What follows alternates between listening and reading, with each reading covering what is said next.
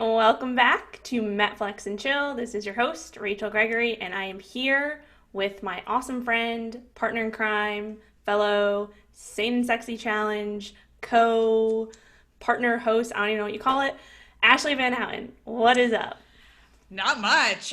Thank you for having me. I really hope that you keep like the first 5 minutes of this recording as the intro. Like, don't try to be profesh with it, okay? Because it was way more funny to just leave our ramblings in. Personally, that's my 2 cents. But like, totally up to you. It's your podcast. We'll see. Okay. I gotta go back and listen to make sure I didn't say anything too out there. Yeah, we'll see. But if anything, it'll go, and maybe we'll start some bloopers. I like that idea, actually. I think that's a good idea. I think that would Yeah. be fun. Yeah. Yeah, so, well, let's just first kind of talk about you and who you are. If anybody listening doesn't know, we actually record, this is our second time recording. You were on episode 3, which I just looked up to make sure I got it right. So, episode 3, and the title is, I just looked it up, building a flexible bad. I don't remember the title.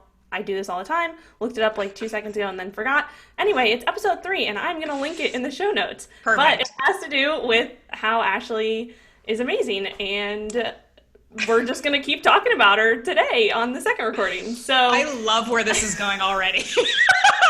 I love where this is oh my going. gosh. Can I just tell you though that like one of the fun things about being in the podcasting world in the industry that we're in is like it's a smaller community than you think, and like so many of us are just friends who are like just friends. Like we're just having a catch up chat, and it's like you might as well press record on this because you know how many people like they have like what they think are clever conversations. They're like, imagine if we were recording this, like we'd be so famous. Like we basically get to do that and prove that no one actually really cares that much, but it's still fun, right? Like Yep.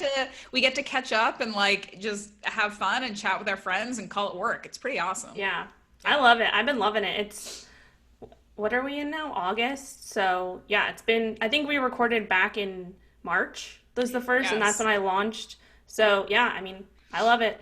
Yeah, and Anyway. technically, this is our third actually interview because Oh I yes. interviewed you first for Muscle Maven Radio. That was at the time on Barbell Shrugged, and now it's my own jam. But yeah, Yeah. we've been doing this for a while, so you can Yeah. tell how polished we are that we've been doing this for a very Yeah. long time. And I did launch, it'll be a few weeks ago now, the fasting chat that we did in the Sane Sexy Challenge. So you've actually, this is actually your third time on the podcast, technically.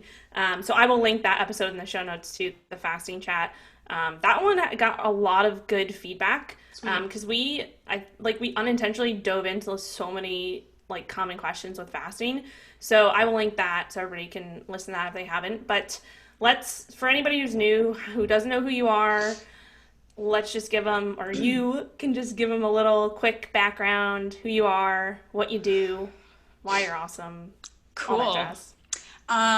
We'll let the jury decide if I'm awesome, but I will tell you a bit about myself. So essentially at this point, I am a writer and a podcast host. And I guess I kind of made up the term. I'm basically like a consultant for people in the fitness and wellness industry. I wear a lot of hats. Like I've kind of banked off the fact that I know a little bit about a lot of things for a long time instead of like specializing in one area and becoming like really good in this one area. I'm like, I know podcasting, I know writing, I know paleo, I know health, I know bodybuilding, I know all these things. And so I've really kind of tried to build a career around helping people in this industry, whether they're trying to connect with other people, build their podcast, build, write content for their whatever it is. And, it's only been in the last couple of years that I've really started to try to move that focus to applying those skills to my own kind of brand. So I've now got a cookbook that's out this summer. I moved my podcast. It used to be sort of, I was hosting someone else's podcast and now it's my own. I've moved it onto my own platform.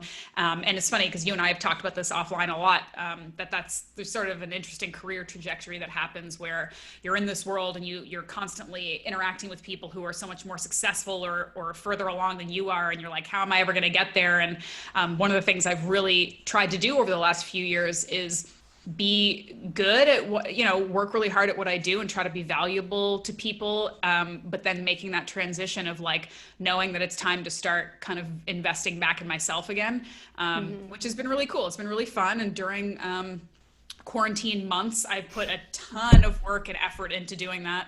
And I've been busier than ever, which has been great. And I'm grateful for it. I'm getting a little over it now as we're coming to the end of the summer. I want a vacation, but generally speaking, I'm very excited. So, and it's been cool. Like, you know, we've met at industry functions and we ended up doing a program together during quarantine that was super successful. And that's really what it's been about for me, is just making real relationships. And it's so cool that this industry, we can have friends that work together, and you know, we just create this stuff together and have fun and learn with each other, and it's just been really, really cool. So yeah, I feel very lucky to do what I do.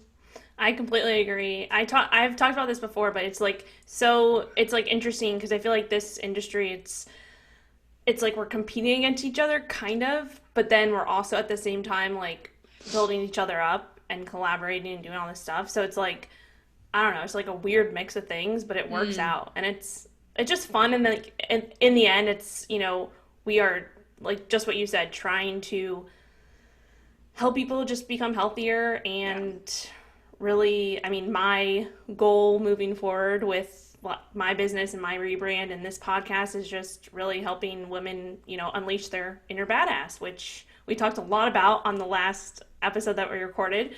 But I do want to dive into your cookbook. So can you tell all of us what it is, why you did it, how you got involved with, well, I don't want to ruin it, but all that stuff. Just break down. I love that, like, you can tell the subject matter is a little bit weird when people are like, tell us why.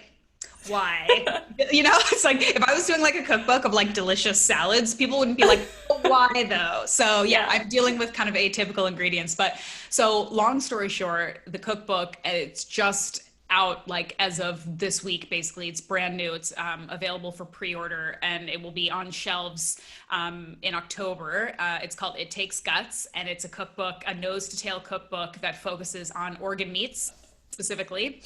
And I feel like it is an important and undervalued part of the whole foods, ancestral health, nutrient dense conversation. You know, you and I are both in an industry that talks a lot about nutrition and optimal diets. You and I have also both spoken at length about how there really probably isn't one optimal diet. Like, everybody do keto and fast for 20 hours and never eat this food. Like, that doesn't work, right? There's tons of resources out there, and I still believe, coming from a paleo ancestral health background, that is the best general approach for most people to start from. And by that, I just mean not eating so much processed food, eating real food, eating plants and animals.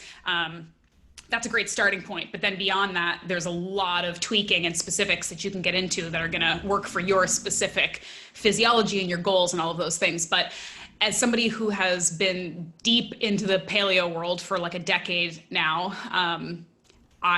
it was really in more recent years that I started to pay a little bit more attention to food quality and the importance of, because it's such a hot topic these days, the concept of like, what's the right way to eat? What's the moral way to eat? What's the best way for the planet? And it's just, you know, as with everything these days, everything's so divisive. It's so black or white. It's so like, you have to be a vegan or you have to be a carnivore and all of this stuff. The book isn't trying to convince vegans to eat organs. I'm not trying to convince anybody of anything.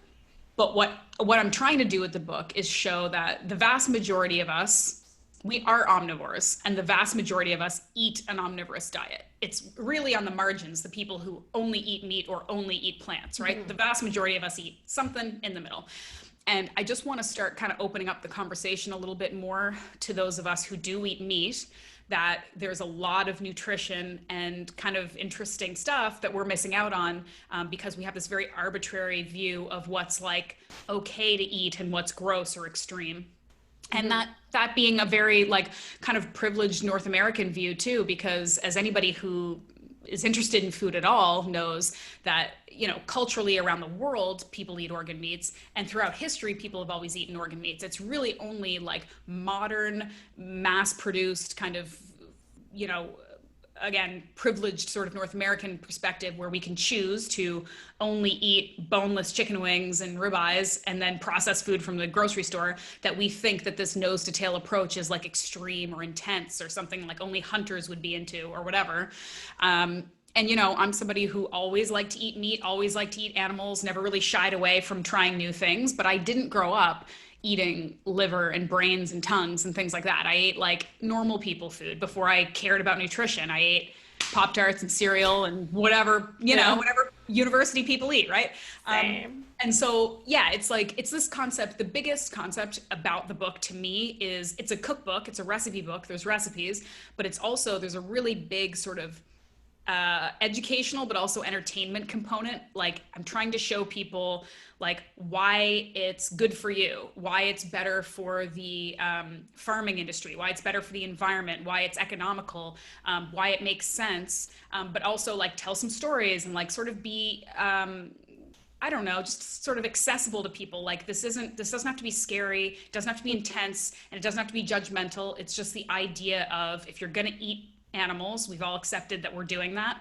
Let's find a way that is the least harmful, the most nutritious, the most beneficial, and also kind of adventurous and exciting and interesting, right? It's like, it's this concept of like trying something new, not equating new with scary and not equating different with bad. You know, it's like this dish or this meal or this cut of meat might be different, but that's kind of cool. Let's try it. That's exciting. Maybe it's delicious. Maybe it's fun. Maybe it's saving me money. Maybe it's super healthy, instead of like, oh, that's different and weird and gross. So that's, I mean, I could go on, but that's kind of like the basic gist of it. I want to show people a different way to eat healthy food, and I want to just have a conversation about opening your mind to new things, really. I love it. So while we're kind of talking about like the organ meats and all of that, from like a nutrition standpoint, can you chat a little bit about like why? Because I know everybody listening to this podcast probably heard of organ meats before, hopefully, and what they are and all of that. But in terms of like the nutrition of organ meats, like why would somebody want to eat that? Like, why is that nutritious? Is there specifics behind that? Can you just talk a little bit about that? Maybe give a little background. If someone's like, well, why would I eat a liver or brain? Like, what does that do for me? I just love that you're like doubling down on the why. You're like, okay, I hear what you're saying, but like, but still, why though? I love it. Okay. Okay. I need a little convincing myself too, because I've been slacking on the organ meats. I mean, honestly, this is perfect because you're the kind of person that I am speaking to with this book. Somebody who cares about health, who's willing to experiment, who's interested, but also like, explain this to me first, like 100%. So first of all, just to be really clear on what organ meats are, organs are any kind of particular collection of tissues that serve a specific purpose. That's what that means. So a brain is an organ, obviously, heart, liver, but like skin is an organ because it's a collection of same tissues that serve a specific purpose, right? So it's really anything that's edible on the animal. I don't know why I'm pointing to myself. It's anything edible on the animal that isn't like muscle meat that you'd be used to, right? So anything edible. It's a long day. Okay. If you're not watching this, you're not listening to it, go watch it on YouTube because you want to pointing to my own body parts. Okay. Anyway, all right. So the reason I'm thinking back to before we started recording, and you were talking about how you had a butt, and so wait, what? We were talking about the USB thing, and I was like, you need a butt. Oh, and I was like, oh, I've got one of those. Don't worry about it. All right. Okay. It's going off the rails real fast. Okay. Yeah. Let's bring it back in. Okay. So the reason you would want to eat organ meats is because, generally speaking, they are the more nutrient dense parts of an animal. So a muscle meat has vitamins and minerals. It's mostly a source of protein. So it's a source of calories and protein and sometimes fat. So great macronutrient profile. Fantastic. Organ meats are incredibly nutrient dense with like the vitamins and minerals that we're talking about, but in way higher numbers. So like liver, as everybody knows, that's kind of like the superfood. It is like ounce for ounce the most nutritious thing a human being can eat, period. And it has basically like everything you can imagine, like phosphorus, manganese, iron, calcium, vitamins A, B, K, D, all the B vitamins, everything. Incredibly nutrient dense in small amounts. So you can eat an ounce or two of liver once a week and you're getting like better than if you're paying $50 a week for these vitamin supplements that are supposed to have everything. So, and most organs, different organs obviously have different things. So like I should have a cheat sheet in front of me because like heart's going to have a little bit more CoQ10, for example, than other things. And like brain has more cholesterol because it's basically mostly cholesterol, some healthy fats. Skin has collagen, like all of these things. But generally speaking, I mean, again, like if we look back to ancestral, or hunters and stuff who would go out and before they had a computer to Google like the most nutrient dense parts of an animal, they'd go out with their hunting dogs and they'd hunt a bison or an elk or whatever, and you cut it open and you dive right in there and you get the heart and you get the liver and you eat it. And the leftovers that you're giving to your dog are generally the muscle meat. They didn't have to like look up something or like which one's tastier or what's the more prime cut of meat. They just knew, like they instinctively knew from eating these animals what the more nutritious part of it was. So that's the reality of it. And so on top of that, if you care about nutrient density and getting all of these like bioavailable whole foods sources, great. But also it's economical. Often these cuts are a lot cheaper than other cuts. And it's just more bang for your buck because you don't have to eat 12 ounces of liver to get the benefits. You can eat a bite or two and you're getting a lot out of it. So, and then some of them are really tasty. That's the other thing. Like I happen to like liver and I have a bunch of recipes that I think hopefully I'll win some people over. But other cuts that people don't normally maybe consider, like heart, is actually a delicious piece of muscle meat. It's an organ. It's also muscle meat. So it's not weird or creepy, like it doesn't have like a weird texture that you have to get over. It's muscle meat. And tongue, like anybody who's had a tongue taco, they're fatty and delicious and so good. So it's not just like I'm trying to get you to force this down because it's good for you. Like you can also really enjoy a lot of it too. Love it. Yeah. I mean, I have had liver before and I've made like liver meatballs with like ground beef, but I definitely have not had like anything else. So I need to I'm gonna get you there. Don't worry about it. Yeah. But also like if you're someone listening, you're like, okay, well, I'm convinced now. So where do I go to get like good quality organ meats?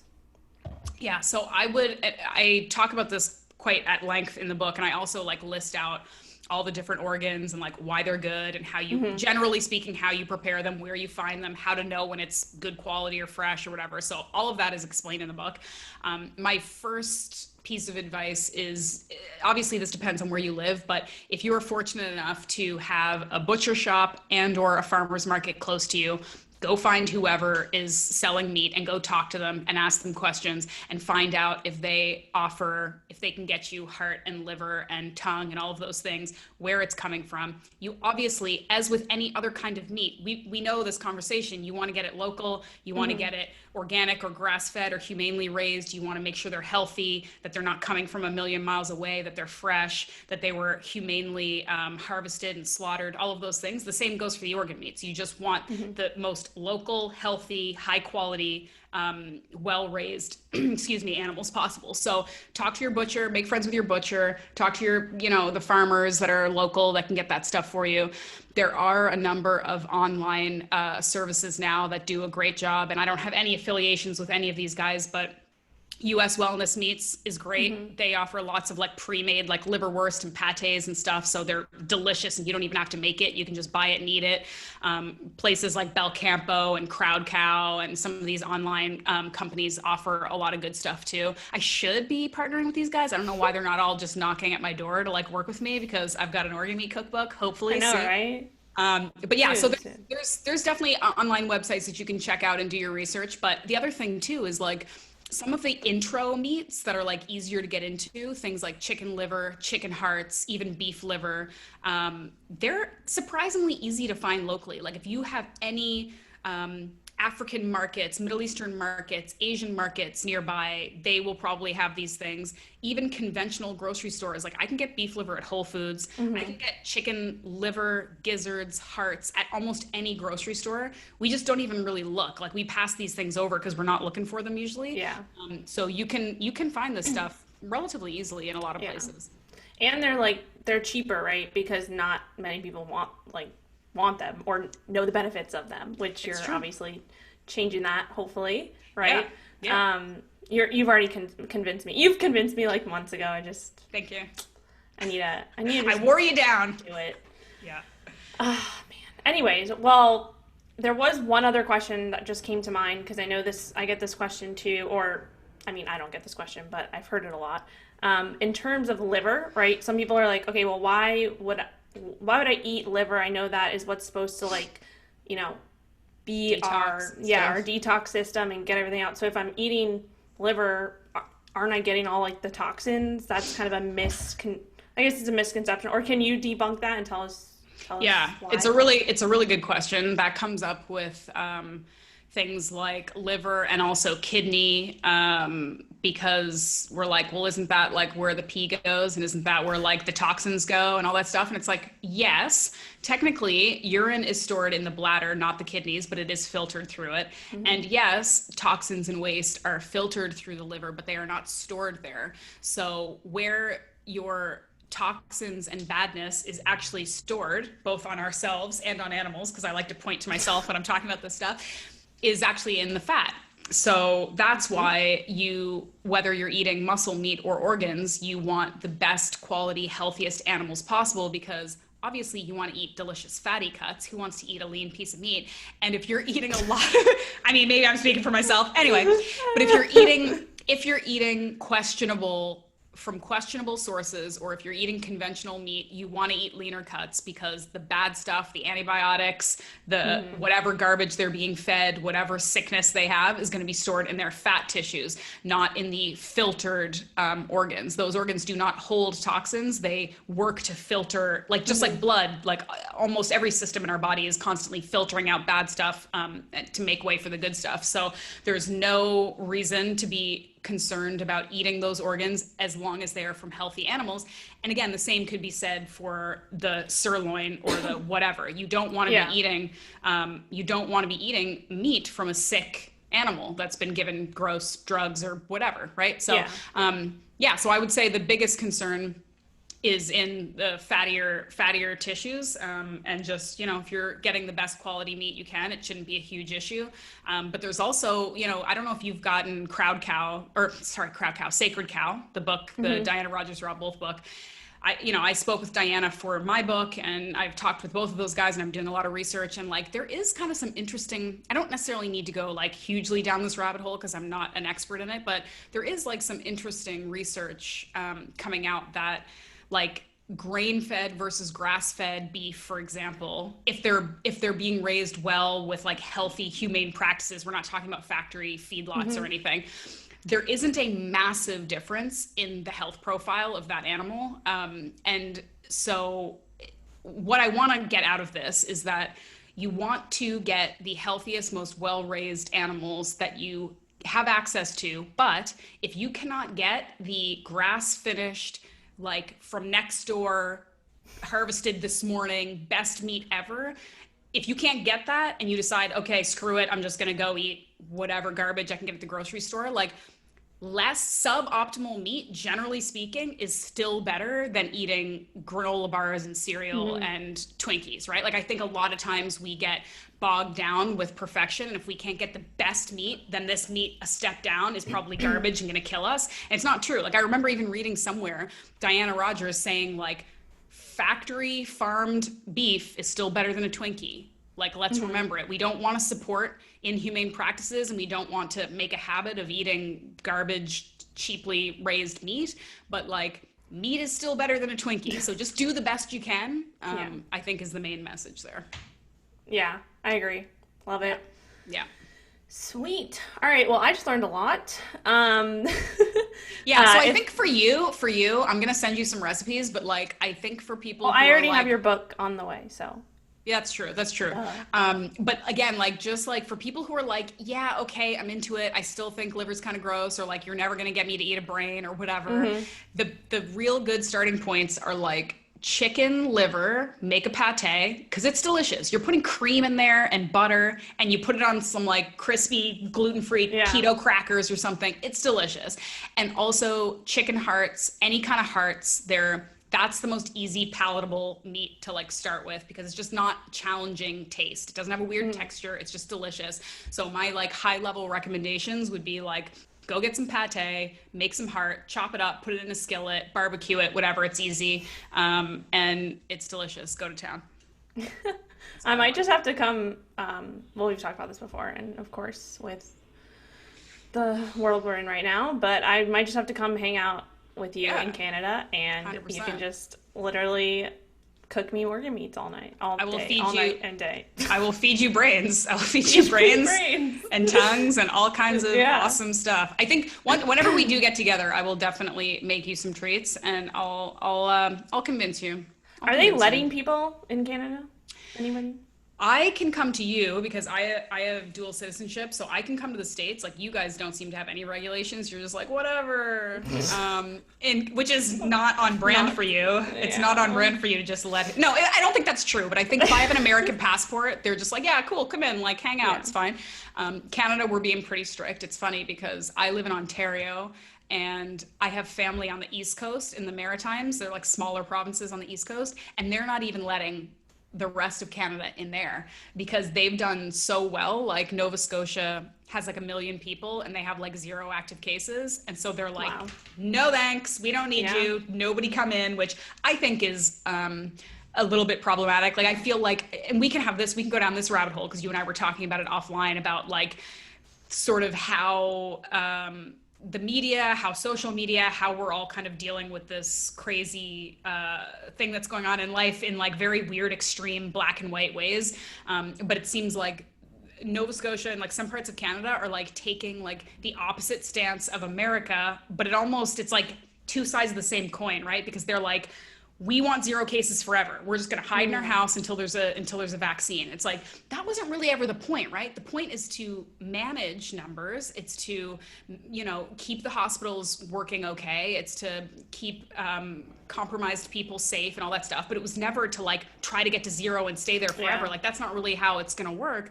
And they shut down their borders quicker than America has ever shut down their borders. They're just like, no thanks, nobody's coming in. I'm like, all right, it's like a thing now. So it's crazy. Like where I am in Ontario, we are managing our numbers really well. People are just following orders, but like going about their life. Like I went to a movie the other day. I went into a movie theater. I've eaten inside. Like it's business as usual. We just wear masks and like pay attention to our surroundings. That's really what's happening.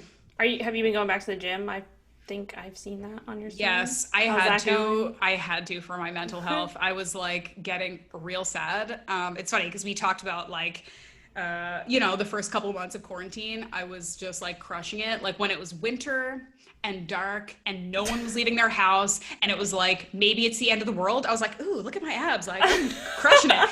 And now that it's like summer and like life's opening back up again, I'm just like I just gave up. Like it was like the monotony of my home gym. And I'm grateful for my home gym. Like I'm so glad I have stuff at home and I'm so glad that I was healthy and I was able to work out. But like I have walked the same 10,000 step route around my house 1 billion times, like I've done the same stupid workouts with my dumbbells. Like I just was so bored and I just like, I really couldn't do it anymore. And so the gym opened back up. I've only been going like maybe twice a week. And I'm actually quite impressed with how they did it. Like you have to sign up for like 1 hour chunks of time. They only let a certain amount of people in. You don't have to wear a mask while you're working out. Some people still do. But it's actually been great for me because I get to go back. I get to sort of be in that environment again, see some people. I have access to more space and equipment, but it's less busy.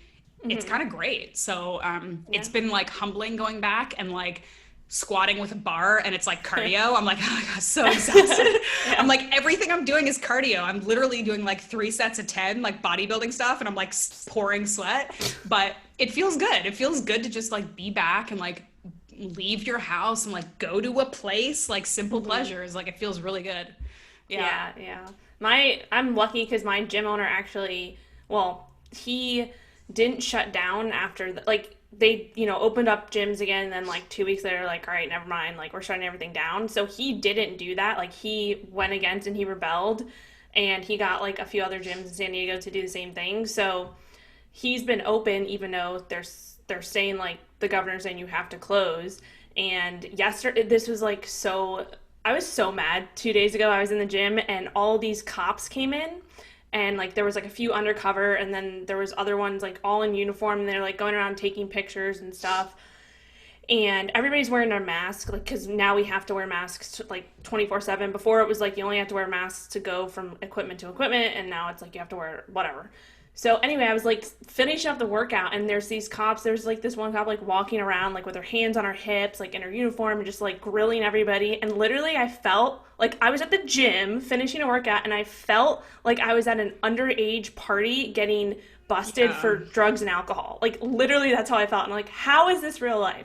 I'm not gonna go down the rabbit hole of this, but it's like so people crazy. are literally in here with their masks on, like just trying to work out and be healthy, and you have cops walking around grilling you, like taking pictures of you. Like what? What is this world?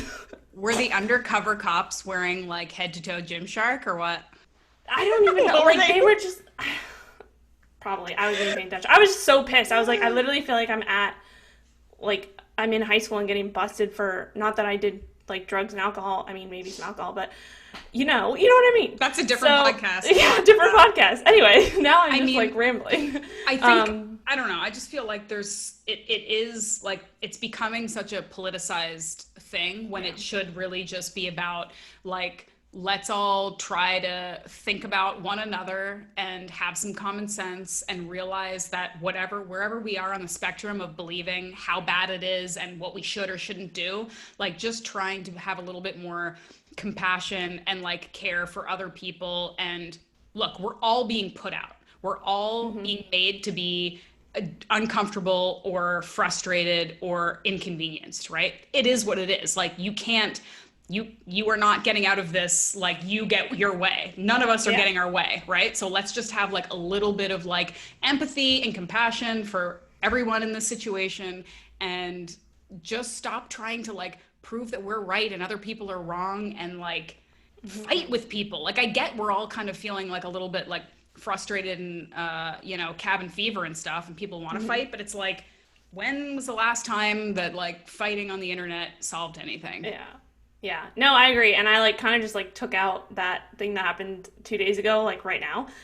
But exactly what you said, like I've been, and this is something that I've been like hammering home during my morning routine, and like I do like the 10-minute meditation and whatever. And it's like, control what you can control, right? Like this is out of our control. Like that's out of my control. So I can get mad about it, which I just did for the last 5 minutes, but then it's over. Like there's like, let it go. Right.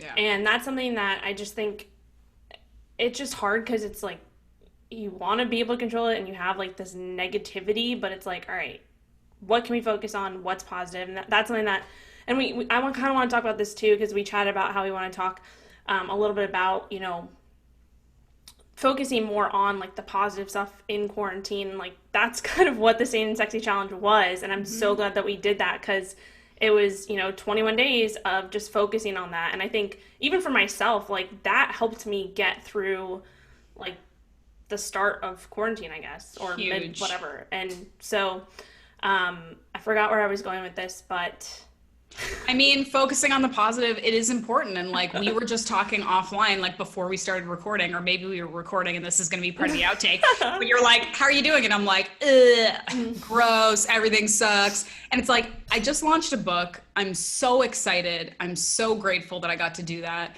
I have my health. It's summer. It's sunny outside. Like there is plenty to be grateful for. We're all in this. It's scary, it's shitty, there's lots of negatives, but I mean, dwelling on the negatives really just makes your situation worse. Like let's kind of just try to reframe and figure out what we can do to make the best of the situation we're in. Yeah, for sure. So I want to talk a little bit about like your kind of We talked about nutrition stuff. In terms of like fitness goals, do you have any? Because on the last podcast when we talked all about your bodybuilding kind of career and background, all of that. So anything like new going on in terms of goals you have with fitness or Do you have anything any like that? suggestions for me? Because no, I I don't. know. I'm just curious. I wish. I'm just curious. I mean, like going back to the gym, like I will always have some kind of goal. Like right before quarantine, I was trying to get to a 150-pound bench because, I dabbled in a little bit of powerlifting before, and like bench press is my favorite lift. And, I can bench like 135 for a couple times or whatever. And I was just like, 150 sounds like a nice, pretty respectable number, like not bad, like well over my body weight. That's great. And I had like just started, and then it was like, nope, staying home. So that I can't do at home with the equipment that I have.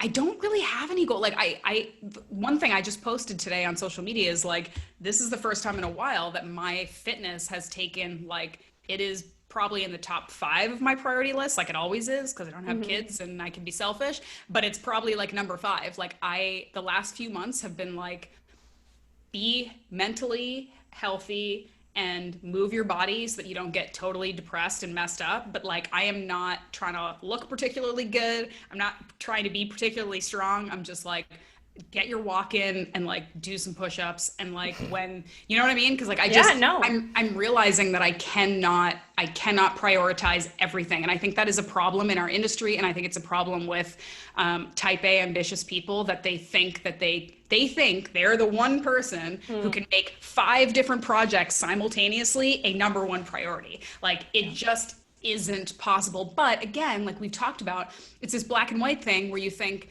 okay, if health isn't my number 1 priority and I'm not gonna like look like a bodybuilder, I'm just gonna like let it all go. Just completely go the other direction. And I sometimes get the appeal of it, because you're like, I'm just so tired, like I've worked so hard, and I'm, why don't I just like let myself go for a bit, which of course is never the option. So like I said in my post, I'm like, my fitness is not my top priority, but it will always be a priority. It's a priority. It's just the way I'm doing it is different. So I would love to have, like, when the world kind of sorts itself out again, I'd love to come up with something. I don't know what it would be, like some kind of weird like endurance hike, or like some kind of fun adventure or something. I don't know, but I'm open to anything. If you have any fun ideas for me, like I'm ready. Yeah. No, but I mean, like, exactly what you said. Like, we can't be focused on all of these different things and like try to be like number 1 in all of these. But think about like what you've done in just the past few months. Like, you just launched your book, you have a you just kind of branded the podcast for you. Like, those are all huge things, right? And so, exactly what you said, like, it's okay for your fitness goals to take, the back seat, but it's not like you're letting yourself go. You're still, like, that's part of your life, right? That's part of knowing, and that's, I feel like it's just a thing. Like, you have to be invested in your health and your fitness, and at some point, because then that is what is going to propel you in the other areas of your life, right? So if you feel like crap and if you're not comfortable in your own skin, that's going to manifest itself in everything else, right? So and take the ego out of it a little bit too, right? Like, I think it's funny because, like, depending on who you talk to, in whether you're dealing with mostly like male or female clients in the fitness world, it's either like gear down on the ego, or like have a little bit of ego. You do not have enough, right? Because I think like there's an ego thing of like, well, if I'm not going to be stage ready and like the fittest person in the world, then what am I even doing here? Like, I'm in the fitness industry, like I need to look the part, whatever. And some of that is like just wisdom and maturity of like, you have other priorities, take care of your health, but like how visible your abs are is not the only indication of like how good and valuable a person you are, right? So there's that part.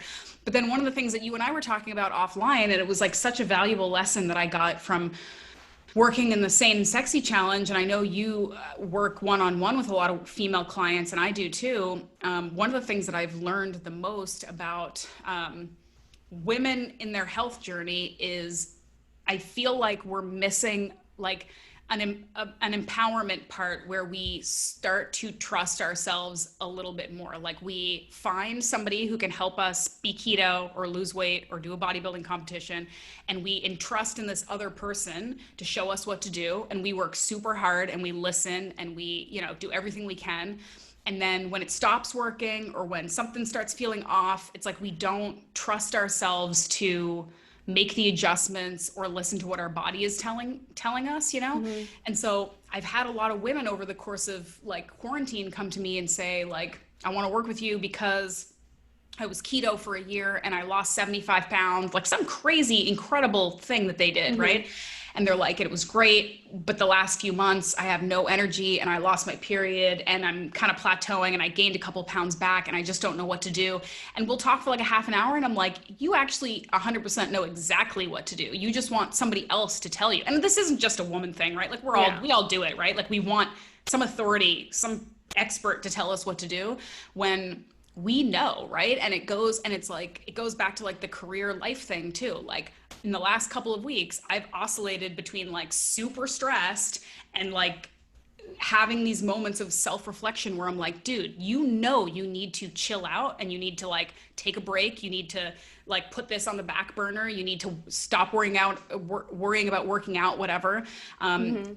You know, we just need to trust what our body and our brains are telling us. Like if keto worked for you great for a year and then it stopped working, you know what the answer is. Experiment, try something else, maybe try some carbs, like give yourself a break, stop working out so hard, whatever. If I'm like working so hard that I'm not sleeping ever and I'm like one bad email away from like just fucking, I don't know, like drop kicking somebody down the stairs, guess what? Like that's telling me something. Like you need to relax. You need to like stop doing something. But I don't know. I just think it's an important conversation. I think for people like you and I who deal so much with women, because when I have these conversations with them and I'm like, we just had this conversation, but you told me what you need to do. I'm just reflecting it back to you. Like I might have some knowledge and some experience because of the work that I did, but like nobody has more experience and knowledge about your body and what you've been through than you. And the fact that you have, for example, like overcome an eating disorder or lost 75 pounds or whatever, you have done something incredible. Like you have accomplished something incredible. Give yourself credit for it. Like the coach didn't do that for you. You did that. That's hard work. That's crazy hard work. So, you know, that's a lesson for everybody, I think, to take. But just like if we can all kind of like be a little bit more reflective. There's nothing wrong with having a coach. There's nothing wrong with listening to smart people, but just, you know, believing in yourself and like believing in what your body and your brain and your heart is telling you, is important, because I think sometimes we just override it. We just think other people always know best, and that's not always the case. No, I love that. I love it. Do you do any like mindfulness or like journaling type things at all, like on a daily basis? Then the reason I asked is because when I always like never did that for forever until I hired my own coach, right? And then he kept me accountable for doing it. And we've talked about this before. And then it turned into a habit, and it was something that now I don't need to be held accountable for. But it was getting that like initial boost to do it, right? But now that is something that everything you've said, it's kind of just comes back to this mindfulness and awareness piece of thing and like getting out of our own way. But knowing that, you know, the only way to do that is to be mindful and be able to like pull that out of yourself, right?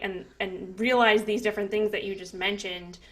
For me personally, it's been making sure that I have these habits in place in terms of doing like some meditation every day and some journaling and things like that, so that and it's like not in that period of time where I become more mindful, but I notice in different situations throughout the day that I'm more aware or more mindful of like what you said, like if I'm one email away from like flipping my shit and then I just like reel it back down, I'm like, okay, wait, like and I say this to Alex all the time, I'm like, because she gets stressed with work too, and I'm like, we're not, and we say this to each other, we're like, we're not saving lives, right? I mean, maybe we are in a little bit, but she's an accountant and I'm we're not emergency room surgeons. Yes, exactly. So what really matters here, right? And so that's like kind of our way of reminding each other, like, stop being stressed about this email or this whatever, like you're not saving someone's life at this moment in time, right? So anyway, going back, curious if you do any like mindfulness or anything like that. I mean, maybe I should just start like mantra that's like, you're not saving lives, get over yourself. You're not saving lives, because I do like that. I don't do anything consistently, and it is a glaring issue in my life, in my schedule, because I find like I'm terrible in that I find it easier to do those things when like stress is low, and that's exactly the like when you're stressed out is when you need those practices. I do have practices that are like built into my day that are meant to get me out of this like sympathetic like stressful mode of like sitting in front of my computer. So like no matter how busy my day is, I'm going to do some kind of like movement thing. I'm going to go outside, I'm going to walk, I'm going to like be by myself so I'm not interacting with something or talking to somebody. And I find that that helps a lot. But in terms of like straight up sit down and breathe and meditate, I'm really not doing much of that, and I know I could benefit from it. But you're right, like I need like something to kind of force me into the habit first, and then I'll get there. I gotta figure it out because I'm not doing it. I mean, it sounds like, but like the walking and that stuff, like that, everybody has their own way of doing things. I'm not saying like you have to meditate or you have to journal or anything, but you have to find something that gets you out of that sympathetic state, gets you into your parasympathetic state, that, rest and digest, relaxation, because that's important, right? Yes. What kind of workouts are you doing these days? So when we last chatted, well, not last chatted, but so I kind of was going through that whole cut, right, with the same sex challenge, and I had the goal of the cruise, and so I was going through like a 12-week cut, and I still, accomplished it, not as well. I had a little bit of like kind of this weird like last few weeks where I just couldn't, like for me, the last place that I lose fat is my stomach, like my lower stomach, which I know a lot of women struggle with this, right? But there's things like you and I both know, like for those kind of trouble areas, really it's just the patience of it coming off, right? There's like nothing you can, like I can't do like a billion crunches and you know what I mean? Like that doesn't happen. It's just like the patience of continuing in the deficit and just losing the last bit of fat, right? And wherever it comes off of, like that, it's just the patience thing. And maybe going a little bit more aggressive, right? So I kind of got to that point and I was just like, all right, I'm done. I dragged it out a little bit, and then I was like, all right, time to just cut it off. I had my Miami trip, and I was like, all right. So then I was reversing, just started my reverse diet, and kind of was like, all right, well, what's next? Because I like to have like something that I'm shooting for, like some goal in terms of like fitness. Like I need, not just for like myself, but like I like doing that. I like having something to work towards in terms of the fitness. So I kind of just talked to my coach, and I never really have been, I guess, like within as I think back to like my fitness journey, in college I was competing in triathlon, so that was kind of, it was the performance piece of it. And then after college I started CrossFit, and it was again kind of like more performance based, and I was never really focused on body composition. And so when I went through that transformation, like my personal transformation, I guess it's like a year ago now, like a year and a half, I like lost a good amount of weight, and I was kind of like, okay, cool, like I see some muscles or whatever, but I wasn't super, super happy with like how I looked at that, what I thought I would look like, which is something that a lot of people, like especially women, it's like, if you don't have a good amount of muscle mass underneath, the fat, then when you do diet down, like you're probably not going to look like you thought you were going to look. So after that, I kind of went through like a lean gains building phase is what the bros call it. But I didn't have this mindset of building muscle, like, and really, really focusing on that. Like my mindset was, all right, I still want to stay pretty lean. Like I like how I look, like whatever. So I'm going to do what I can, but like I wasn't eating in a surplus. I wasn't probably eating as much as I should have been, and then I cut again in May, right? So now, long story short, now I'm like talking all about myself. That's what we're here for. That's what podcasts are for. So now my kind of mind shift, and I'm like, all right, I really want to see like what I can do with my body in terms of building muscle and being, dedicating like 8+ months to just building as much muscle as I can, knowing that it's going to be uncomfortable at times and I'm going to gain a little body fat. Like that's just part of it.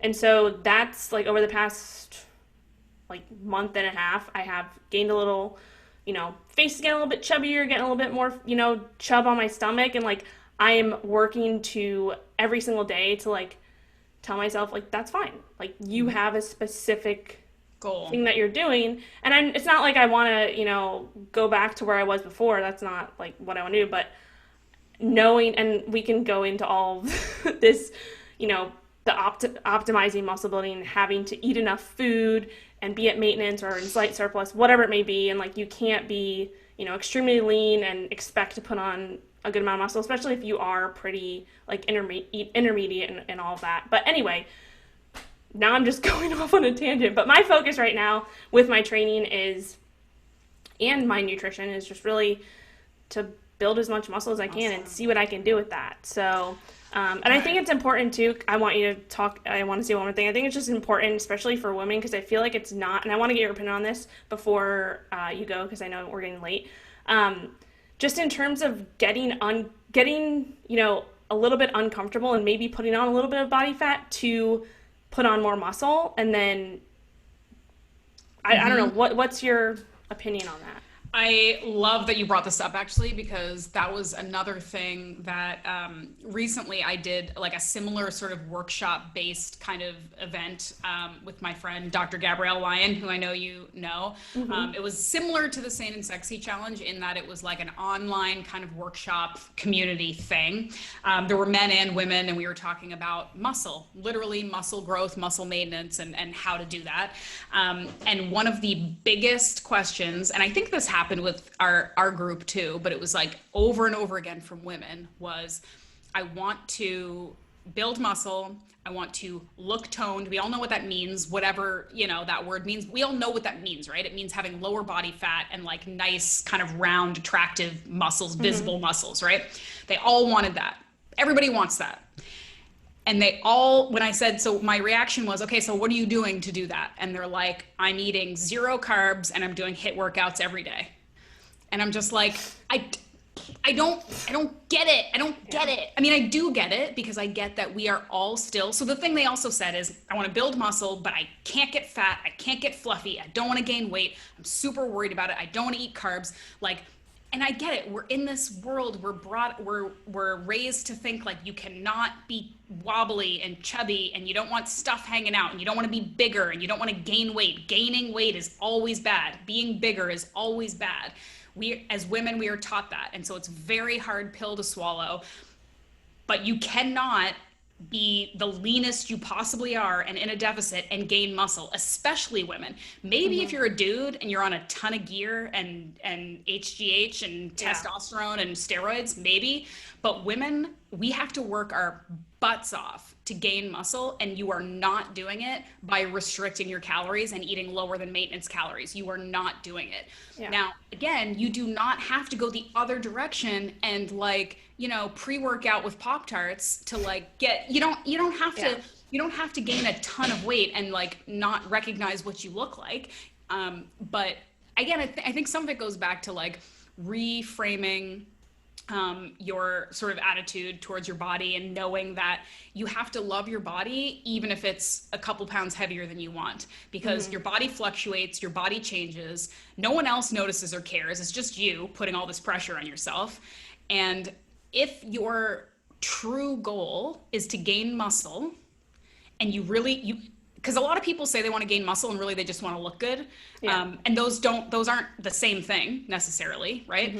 If you truly want to gain muscle because you want to have a healthier body, you want to be stronger and perform better at your sport, and you want to have just a healthier, more muscular body, you're gonna have to, like you said, do some things that might feel a little uncomfortable or less than perfect in that process. And men will tell you they do it all the time, because they have an easier time just being like, all right, fine, I'll get fluffy for a couple months, not a big deal, because they don't care about getting bigger, a lot of them.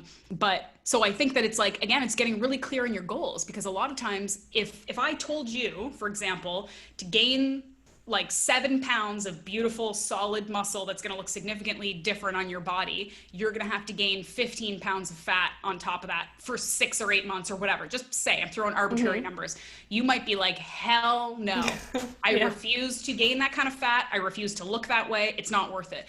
So what that's telling me is that you don't actually really want that muscle that badly. Like you just want to look lean or something, right? Yeah. So it's getting clear on your goals. And like, you know, a lot of people say like, oh, I want to do a bodybuilding competition because I want to, you know, prove something to myself and I want to follow a strict plan and know that I have the discipline and stuff. And it's like, then they get 2 weeks in it and they're like, hell no, no, no, no, no. What they really just wanted was like to take some pictures with abs, right? And like, again, there's no value judgment to that. That's fine. And if you just want to look good, you don't actually want to do the hard, incredibly hard work that it takes to gain muscle on a female body. That's okay, because it's a lot of work and maybe you're not ready for it. But, you know, so, I mean, all that to say, like, you don't have to, like maybe give yourself a break a little bit, that if you're a little bit softer in the cheeks or like, you know, maybe you don't have like quite the defined like belly, that doesn't mean that you're fat now and that like this is all a waste of time and you're doing a horrible job. It just means that like the reality is women more than men, our bodies change all the time and fluctuate all the time. And that's an inevitability. If you want to make significant body composition changes, you're going to have to be willing to eat more than you think you should, especially if you live in a caloric deficit all the time. And you might have to gain a little bit of fat with a little bit of muscle. You don't have to gain a ton. You don't know, nobody has to be overweight to gain muscle. Yeah. But if you think that you're going to be in a caloric deficit and stay the exact same amount of leanness, and then somehow magically muscle tissue is going to appear on your body out of nowhere just because you go to the gym for an extra hour, if anything, that's going to make you hold on to fat. Because you know how women's bodies work. Stress it out. Don't nourish it enough. Don't feed it enough. You're going to have the opposite effect of what you want. So, I mean, that's it. Long story short, like, eat more food. Yeah. Yeah. No, and I agree. And it's like, it's also just, we all want instant gratification, right? We all want, and especially like if you are going on like a cut or a 12-week cut or whatever, like you can lose a significant amount of fat in that time period. Whereas with muscle, like you cannot build a significant amount of muscle in 12 weeks, especially if you're not eating enough and if you're not training enough. So I think it's just like, and it comes back to this mindfulness thing too. And I have to work on it every single day, like, and sit down and say, like, okay, where do I want myself to be in a year from now? Not in 2 months from now, like a year from now. Like having the long-term focus, that has completely shifted my mindset with this. It's like, all right, in a year from now, I want to do another photo shoot and I want to build as much muscle as I can in the next 8-9 months. And then I'll do a cut and unveil what I've built, right? Yeah. And get back to the leanness that I feel comfortable in, right? And I think that that's just a problem, especially with women, because we don't want to do that, right? Because it's uncomfortable, right? Yeah. So my focus now in the next 8 months is doing my best to be comfortable with being uncomfortable. Yeah. And comfortable where you are, you know, it's like, I'm in the same place too. And I think like, again, from a purely aesthetic standpoint for women who have a hard time, you know, they do this painstaking work of like losing the fat. And then they're like, why do I still not really like my shape? Because they didn't, you know, do the work to get the muscle first. The opposite side of that too, is that if you do like go a little bit like more chill on the diet and you gain a couple of pounds, if you have that hard-earned muscle, not only will you be healthier, but you'll look better with a couple extra pounds with some muscle too. Like if you get past the like I have to fit into a size 4 at all times or whatever, because that's gonna fluctuate too when you gain some muscle. But like I've noticed over the last like decade of straight bodybuilding forever that even when I'm at my like 10 pounds lighter, 10 pounds heavier, like my 10 pounds heavier right now looks way better than my 10 pounds heavier 7-8 years ago, because I've got this healthy muscle underneath that makes the shape nicer. It makes me feel better and healthier. And it just kind of sits on my body better. So like, truly, I think you agree with me on this. Like there is no downside to trying to gain more muscle. There's a very tiny subset of humanity that are mostly like super professional bodybuilders who are like, you've got enough, you can stop. Most of us, like we can all be working towards building more muscle, and at the very least maintaining the muscle that we have by nourishing it properly and not restricting ourselves chronically all the time, you know? Yeah. And the last thing I'll say, because I know we're getting long, but not only with the nutrition, but you also have to be lifting heavy weights and resistance training. So we talked about this and a lot. recovering. And recovering. Yes. Let's also talk about that. Yes, please. The women are like, I want to be the leanest possible. I want to simultaneously gain muscle at the same time, and I want to do 1 hour long CrossFit workouts 14 days a week. And sleep for 4 hours. And literally, and the questions I would ask would be like, do you have a harder time finding time to work out or finding time to recover? And everybody is like, no time to recover, no time to recover. And I'm like, BS. If you have time to sit on the computer and talk to me right now, you have time to recover. If you have time to do your 1 hour CrossFit workouts every day, you have time to recover. And again, from a practical standpoint, like, I get that we all want to be fire breathers and work hard and be badass and show how hard our workouts are. We're all like that. I get it.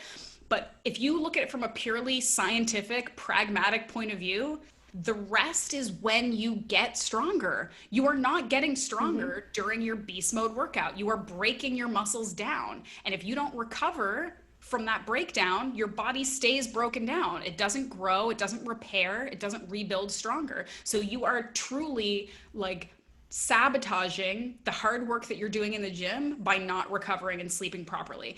And, you know, again, we can like say when you're 19, you can get away with it and you're dumb and young and you'll figure it out. But these women I'm talking to are like 30s, 40s, 50s years old, and they're just like excited and pumped and ready to go. And they're like, I just need to get my workout in. I'm like, no, you don't, dude. You need to relax. You need to go for a walk and eat some food and go to sleep.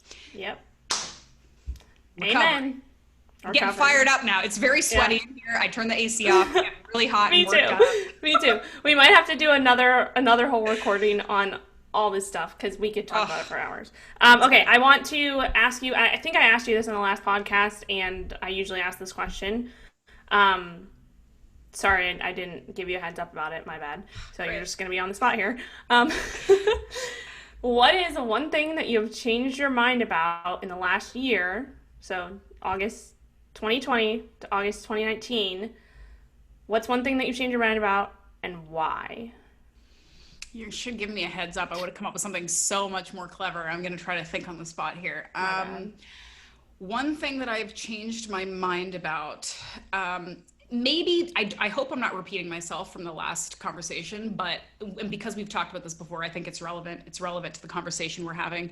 One thing I've changed my mind about as I have matured as a human being is changing my perspective on teaching other people from like forcing people, like being aggressively trying to change versus being much more kind of just a passive voice that people can come to when they want to. Because, you know, one of the conversations you and I have had so much is like, I get super jaded, like being online and looking at the health influencers and looking at the health debates online. And I feel like, what is the point? Because no one listens, no one's willing to open their mind. Everyone just doubles down and finds the research that like agrees with what they already want to believe. Like no one's willing to like challenge their own paradigm of what they believe and think, right? And we're all victim to it, right? Like of course I surround myself generally in the health industry with people that like align with what I believe. Like I'm not spending days on days like researching about veganism with vegans. Like I'm, you know what I mean?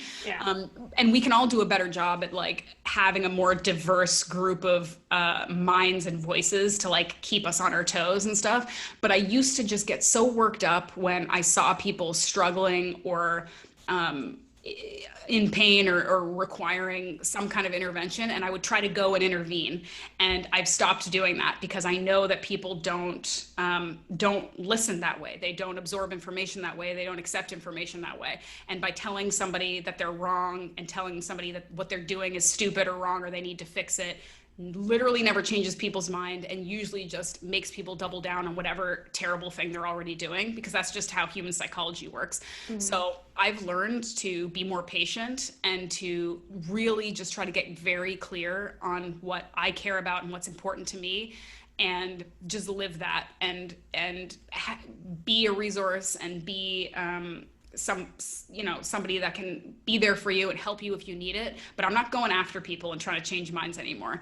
I'm like, you come to me. I've got so many liver recipes when you're ready, and I've got so many strong opinions about cardio and recovery and muscle building. I've got all kinds of opinions. They're right here for you, but I'm not chasing you, and I'm not going to go after you and try to shove it down your throat. I'm just, here when you're ready. And I think that's a better way for people to learn, and just kind of, be there, put yourself out there, but don't, just let them come to you when they're ready. I love it. I love it. So when they're ready, can you tell our listeners where they can find you? And again, repeat your amazing new book, the title, and where they can find that.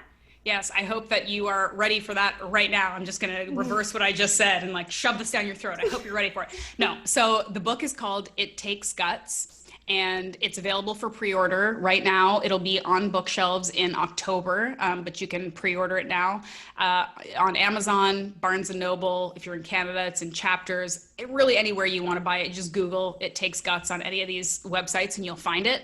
And you can go to my website, Ashleigh Vanhouten. There's information about the book there. You can reach out to me directly there. And then I've got my podcast, Muscle Maven Radio, which you can check out anywhere you listen to podcasts.